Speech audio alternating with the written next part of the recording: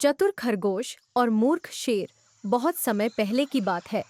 एक घने जंगल में दिग्विजय नामक एक भयंकर शेर रहता था। वह जंगल का राजा था और आतंक के साथ शासन करता था। हर दिन वह कई जानवरों का शिकार करता और मार डालता, जिससे जंगल के जीवों में डर और घबराहट फैल जाती थी। जानवर लगातार डर में जीने से थक गए थे।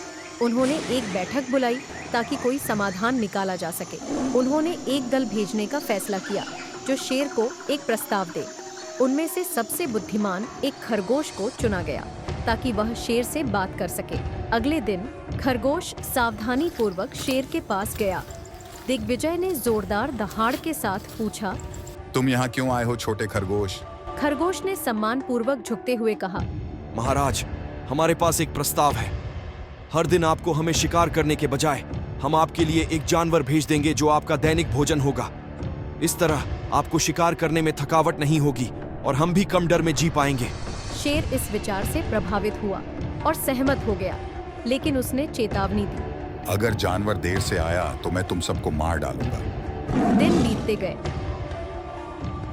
और हर दिन एक जानवर शेर के लिए खुद को बलिदान कर देता था।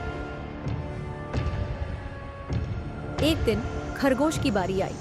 हालांकि चतुर खरगोश के पास जंगल को बचाने के लिए एक योजना थी। खरगोश ने अपना समय लिया, जंगल में घूमता रहा और शेर की मांद में देर से पहुंचा। दिग्विजय गुस्से से भर गया। उसने दहाड़ा, तुम देर से क्यों आए? खरगोश डरने का नाटक करते हुए बोला, महाराज, मैं यहाँ आ रहा था, लेकिन मुझे एक और शेर ने रोक लिया जो खुद को जंगल का राजा बताता था। उसने कहा कि वह आपसे अधिक शक्तिशाली है और मुझे खाना चाहता है।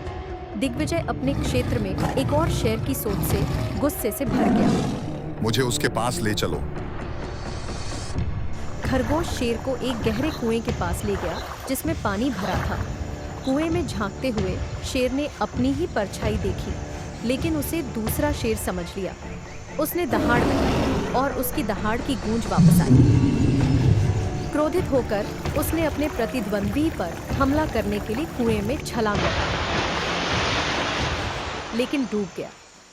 चतुर खरगोश अन्य जानवरों के पास लौट आया और उन्हें बताया कि क्या हुआ। वे सभी खुशी से झूम उठे और अपनी नई मिली स्वतंत्रता का जश्न मनाने लगे। चतुर खरगोश की बहादुरी और बुद्धिमानी के कारण जंगल फिर से शांतिपूर्ण जगह बन गया।